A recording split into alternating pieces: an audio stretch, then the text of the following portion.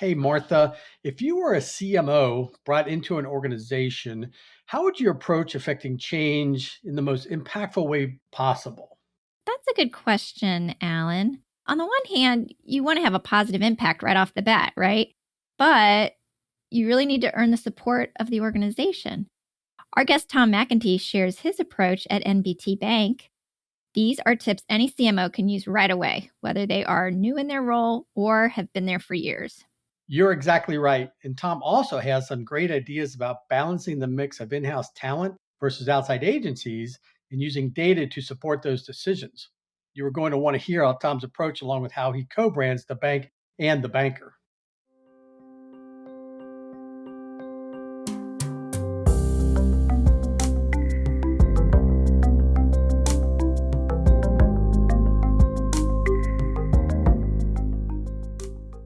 Hello and welcome to Bank Marketing Today by Via. I am Alan Greer, and together with Martha France, we are interviewing bank marketing leaders about current trends, new marketing technologies, branding, and the overall state of the banking industry. We will be joined from time to time by additional co-hosts and experts.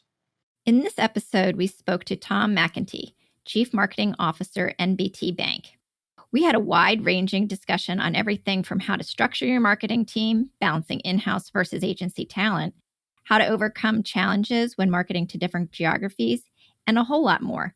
You do not want to miss this conversation. So let's get to it. We hope this episode of Bank Marketing Today helps simplify your marketing tomorrow.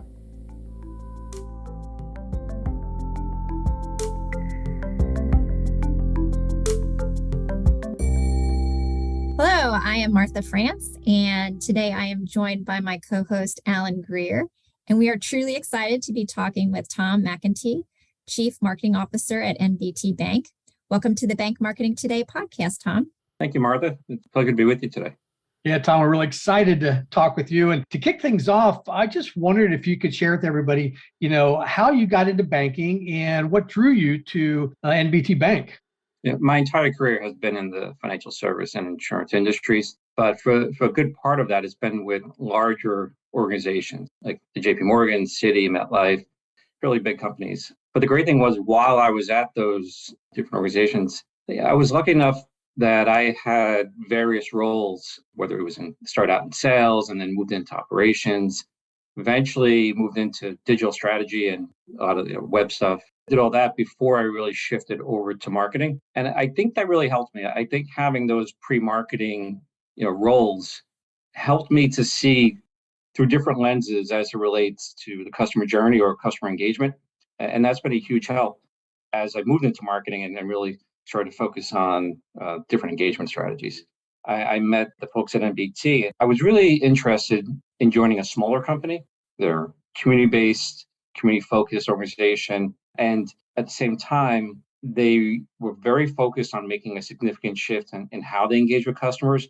And a big part of that was wanting to ramp up their digital engagement, digital marketing program. And that was a big part of my background. Initially, that was a good part of the fit. And then as I had conversations with different members of the executive management team, one of the things I quickly realized was they weren't just talking about this desired shift. They were actually doing it. They were investing a lot of resources. And those things showed me that they were heads down, focused on making this desire a reality. The other thing I took away from those early discussions was there was this consensus of test and learn mindset. They wanted to try new things. They didn't tell me, okay, here's what we want you to do specifically. It was, we want to move in this direction. Help us figure out how. And that hasn't changed. We still have that test and learn mindset. And I think that's one of the things that really makes it fun coming to work. It's a very interesting background. And I kind of wonder if you could expound a little bit about that, because I'm curious to the banking industry is like a lot of organizations, but very competitive, obviously. So what do you think differentiates NBT and what you're doing today? So in addition to the test and learn mindset that we just talked about, I think the biggest differentiator that I have seen and still experience is really the culture of the bank. And I know that may sound a little bit cliche. A lot of people and companies talk about, I think it's very important for sure. Yeah, it is. Yeah. Some may say it's cliche, but I think it's one of the most important things in the organization and any organization. And I really feel it's true for us. My boss, he has this mantra, this kind of a motto: take care of our employees and take care of our customers, and everything else will take care of itself. The first time I heard him say that, I thought it was great. And so myself, my peers, others in the organization, we really take that advice to heart.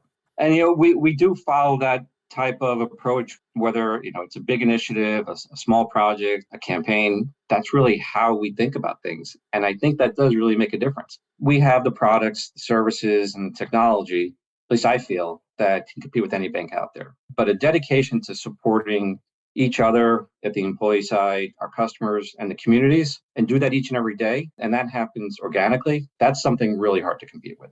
Tom, can you tell us a little bit more about the approach you took when you joined NBT Bank, and kind of how you took on the challenges that you were facing as you came on board? I'm not sure if my approach was terribly innovative. When I joined, I just wanted to get to know the marketing team members a little better.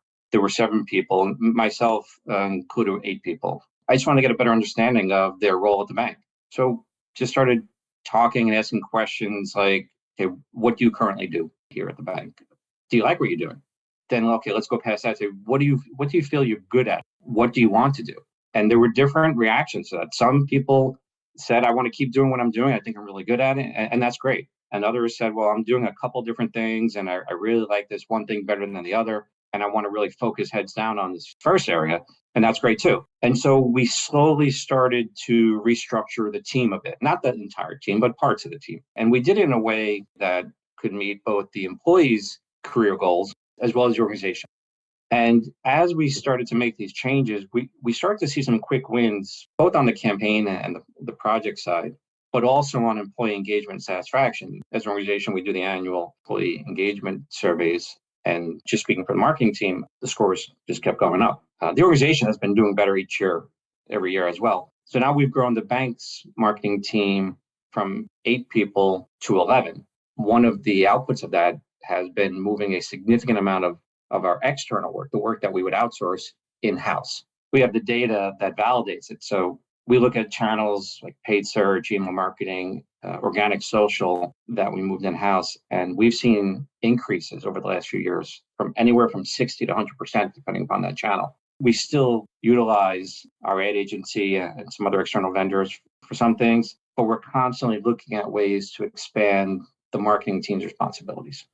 A lot of analysts have written about this, how do you structure your marketing team, and what do you outsource to the agencies versus what do you pull in-house? But I think that can be really challenging, especially as marketing has become so specialized with so many different channels.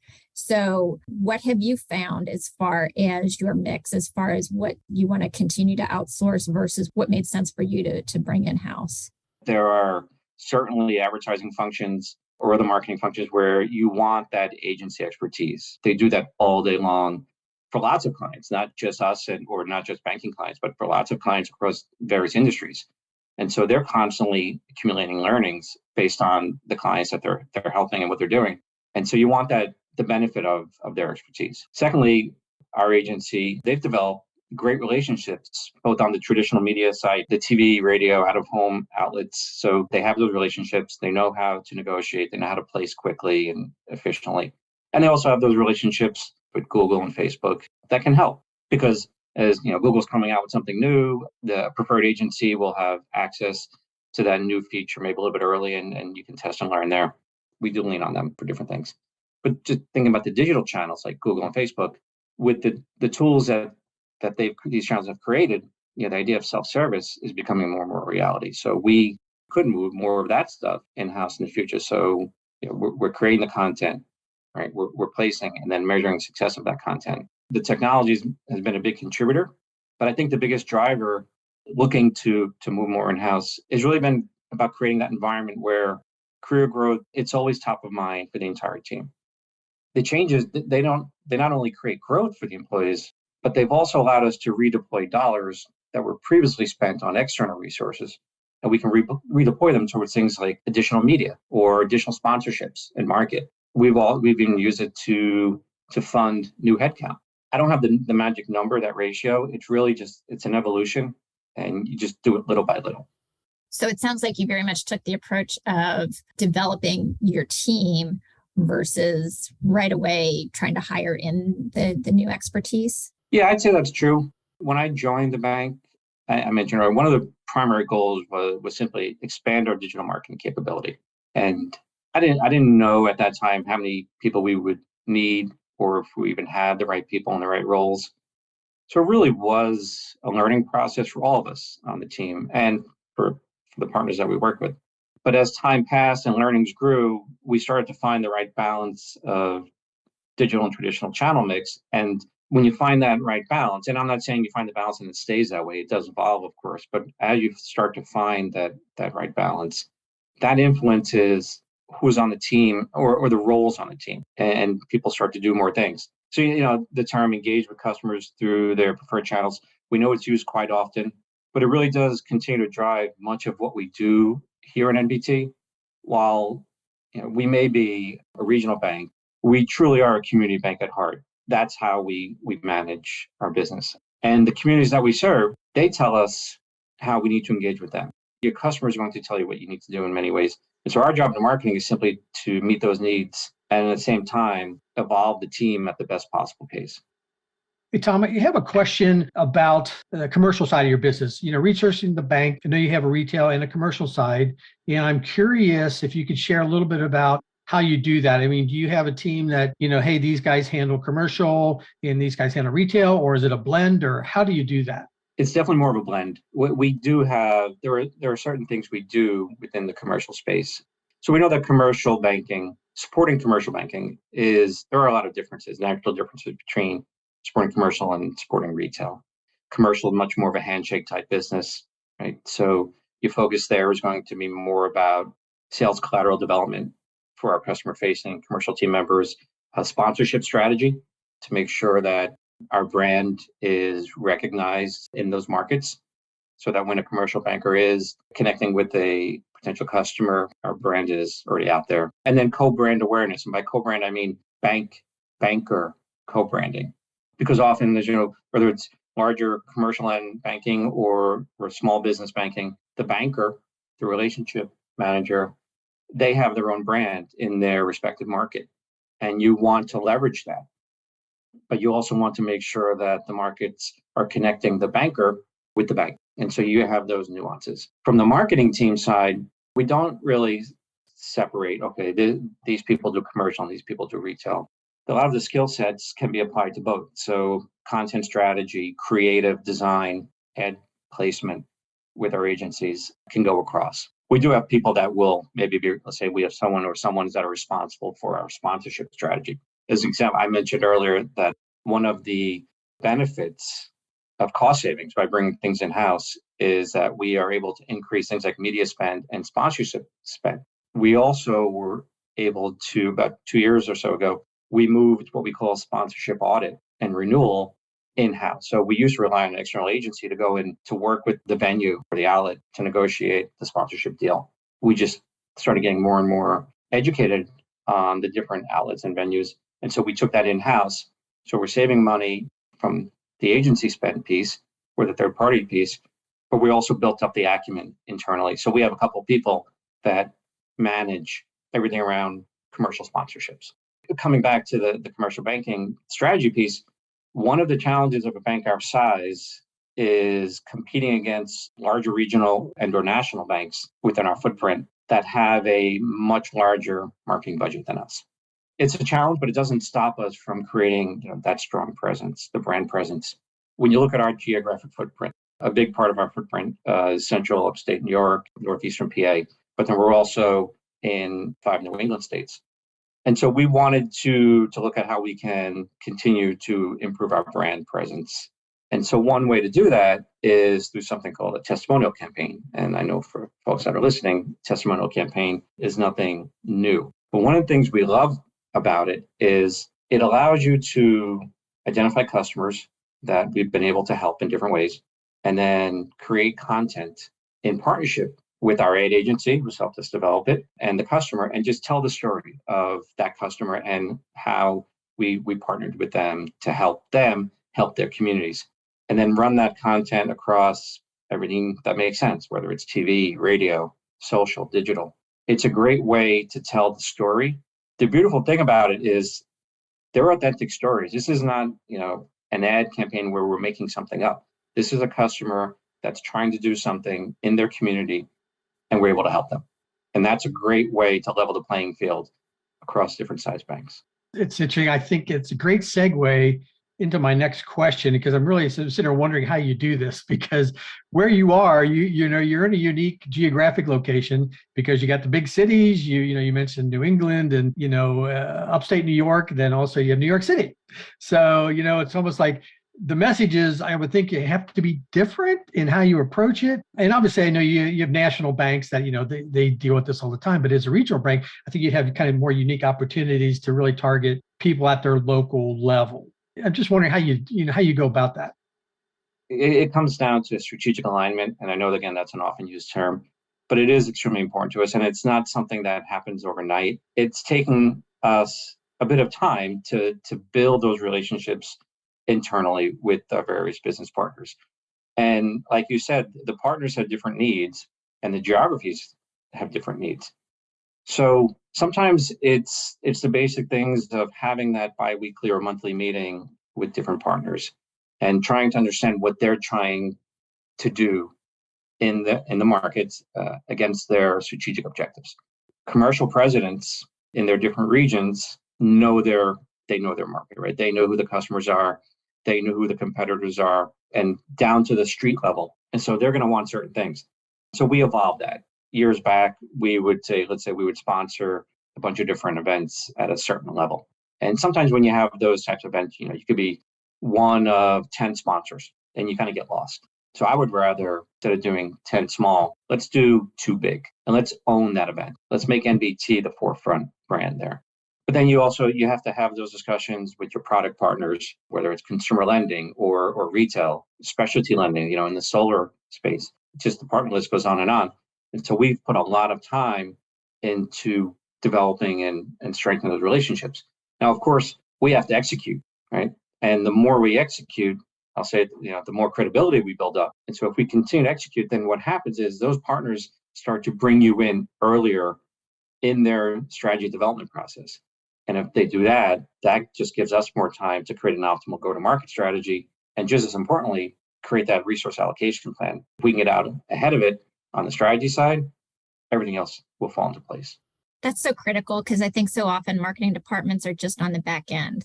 They're just being told what to do versus really helping to set that strategy up front.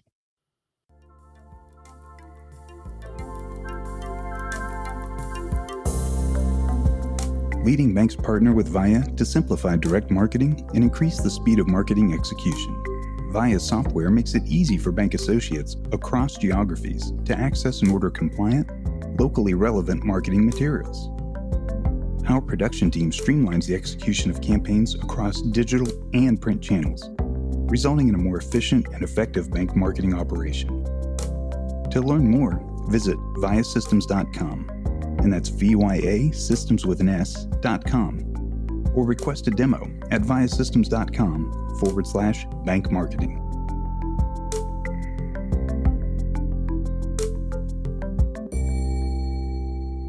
I did want to circle back to something that you said earlier that really piqued my interest. When you talked about co-branding the bank and the banker, I totally get what you're saying there, but I've never heard it said that way, that you're actually co-branding the bank with the bankers. And I was just kind of curious if you could talk a little bit more about that. It sounds like maybe are you doing a little bit more than just putting their picture on a piece of material? Or what do you mean by co-branding the bank and the banker? When a new banker comes over to us from a different bank or goes somewhere else, there's always that book of business aspect. Mm-hmm. And not that they're bringing a book or things like that, but they have relationships. So when a banker joins NBT, they're bringing their reputation in their respective community market with them. That's always helpful. And so we want to leverage their reputation in their respective market to grow the business. At the same time, depending upon the market now. So there are some markets where we've been for a very long time, 160 years, that we're fine on brand awareness and preference. But there could be a newer market that we're entering that we need to do more to increase our brand awareness and preference. When you have that challenge, there's different ways to go to tackle that challenge. One is, so the co-branding piece is we want to leverage that existing reputation and connect ourselves with that. Banks will look at sponsorships and things like that. And hopefully it's not superficial. You're finding the right things to sponsor, the right causes, the right things for the community. You're just putting your name on a golf event to get your name out there. That may have some benefits, but that's not what we're about. We're constantly working with those bankers to say, okay, what do you think is the right place for us to be when it comes to things like sponsorships, contributions, and advertising? And since they know their markets, we have a certain level of trust with that, and then we'll work with them to execute. And so when we execute, the sign will say NBT Bank, but the people that are out there supporting the name are those bankers. And so we'll do things like that on sponsorship. And yes, we'll do the meet the team ad, like you said, putting their name and face on some collateral. We try and do that in different ways. We try and show the communities how serious we are about supporting the community. So it's not just about the one banker, it's about the team that's in that market. So whether it's commercial or small business banking or lending, retail branch managers and their team. So we try and go beyond just that one lead person and really show the community that we're here to support you in a lot of different ways. It's a constant effort, but a good effort to connect what they're doing as part of the bank and to make sure that the brand stays top of mind. Yeah, it definitely sounds like kind of bringing those two together definitely is a more powerful way to approach the market. That's for sure. What are some of your biggest marketing challenges and how are you addressing them? We only have a certain amount of time for them on this podcast. I just want to throw that out there. I'll just give you a couple of them. From a macro environment perspective, I would say we need to continue to stay very agile in how we're engaging with the market. A big reason for that, the current interest rate environment, and just the overall volatility in the markets, it creates a challenge. So we have to stay agile and react to things almost real time. Inflation, obviously a problem right now. Hopefully it's cooling, but we'll see. With high inflation comes fears of a recession. And those fears can then translate into how customers react. We work with, when you look at the business commercial side, there's many customers are borrowing and growing, or borrowing to grow, but they're doing it in a very surgical way, not just taking a flyer on something. They're really thinking hard. And our commercial business bankers work with them to say, okay, let's see what your borrowing needs are and what your growth plan is, and let's react to that. And then on the consumer side, that is a challenge in the financial literacy sense. We work hard to create the right content and then get it out there in a way that makes sense for the customer, or how customers consume that financial literacy and then react to it in a positive way can be a challenge. And so it's not just creating a brochure, it's video content, it's going through different channels like social, your website, mobile. And so that's an evolving challenge that it's fun to react to, right? Creating that new content and then seeing an improvement in financial literacy and seeing an improvement on how they're managing their accounts. That means that we're doing our job. Yeah, that's great. I have a kind of a two-part question. I'm going to, two things I'm thinking about is, and this is not asking to divulge any secret sauce, but data analytics is always on the forefront of, almost every business. But I'm wondering how you're using that, and then also along with that, what technologies are out there right now that you're excited about? On the data side, that's something that I get extremely excited about, and anyone on my team can tell you it's probably extremely annoying. But very important, right? Yeah, one of my go-to questions is, well, what does the data say? A couple of my team members went to a conference and they brought back a coffee mug and it says on it, "Who's your data?" That's great. I proudly display that mug on my desk. That's my next T-shirt. Yeah. So for the marketing data strategy piece, I think we've come a long way in a very short period of time. I'd say even over the last 18, 24 months. So this was an area that we used to rely on other groups, whether it was external agencies on campaign reporting or our internal data strategy team that's part of our systems and technology group. And that was fine. But you really want to start to take ownership, especially from the marketing engagement piece. We've been talking a lot about cost savings by moving things in-house. And this was one of another beneficial outputs was we saved some money in one place, and then we were able to fund a headcount to add to our data strategy effort. So we have a couple of people that work on data strategy from the marketing side. And what they've done is set up relationships with some of our other data analysts, whether it's in the product group or systems group or elsewhere, to help start to connect the dots on the full customer experience. So that helps us to really move forward in terms of the marketing ROI. Then we go to the next level. And so as we've made progress on the data piece, what we've done is start to build that business case for marketing automation enhancement. We have robust CRM capabilities that we utilize across lines of business, and adding or integrating with that in the near future is marketing automation. Data analytics has definitely influenced how we make decisions with regard to campaigns and go-to-market efforts. We have some marketing automation, but we want to add some more pieces to really round it out.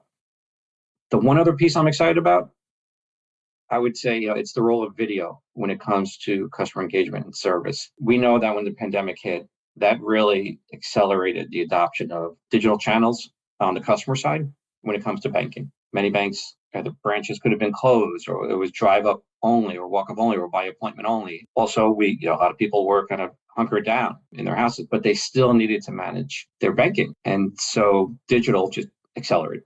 Digital is a hugely important channel for us, but branches are not going away by any means. And how customers engage with our branch people could be different for different customers. So using things like video chat when they can't get to the branch or prefer not to, that's going to be, I think, an exciting thing. And again, it's just another way for us to make it easier for customers to engage with us.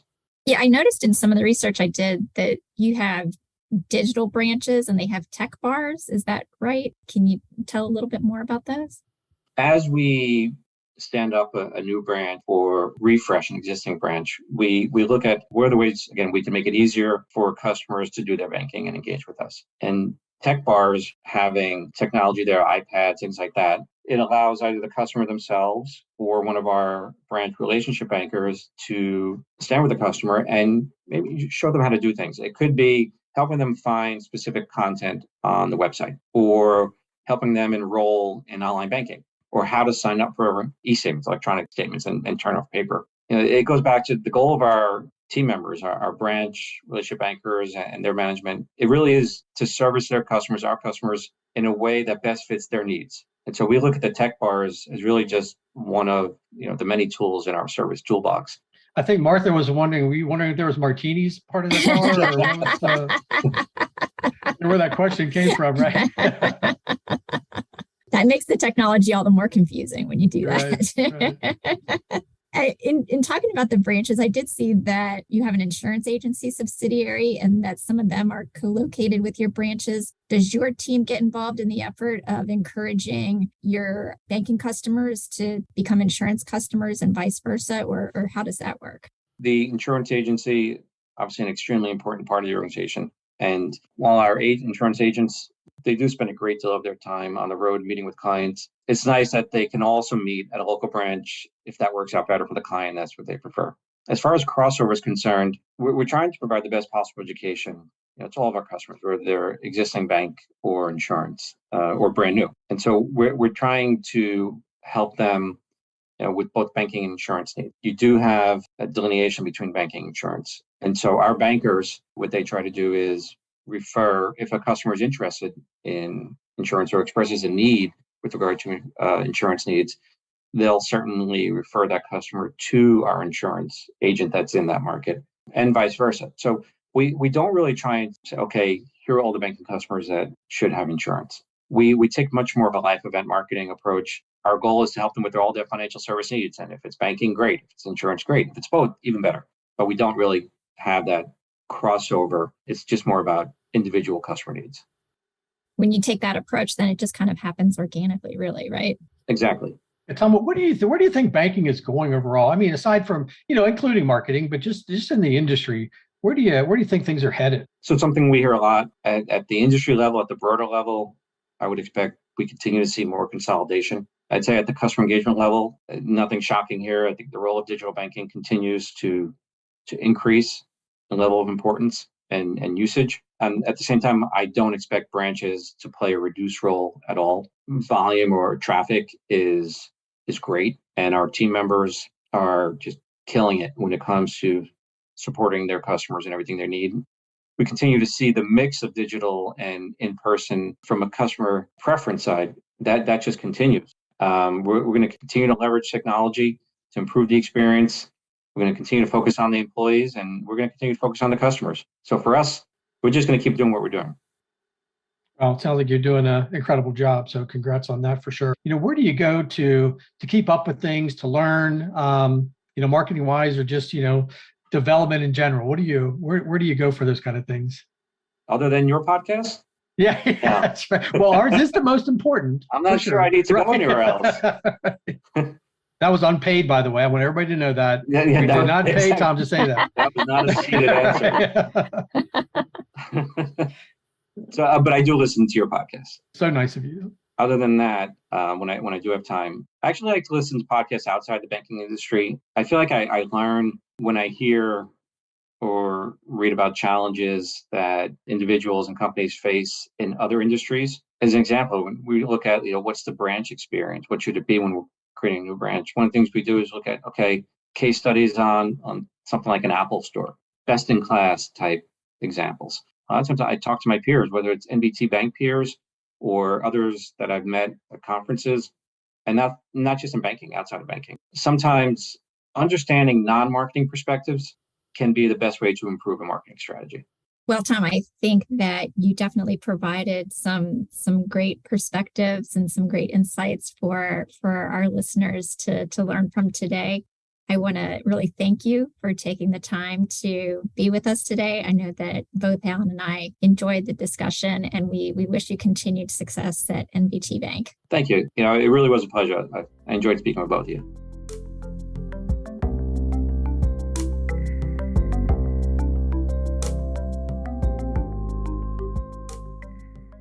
Alan, I love Tom's approach to begin with asking the employees what are they currently doing and what they want to do. That's a very simple but effective way to maximize your team's passion and skill set.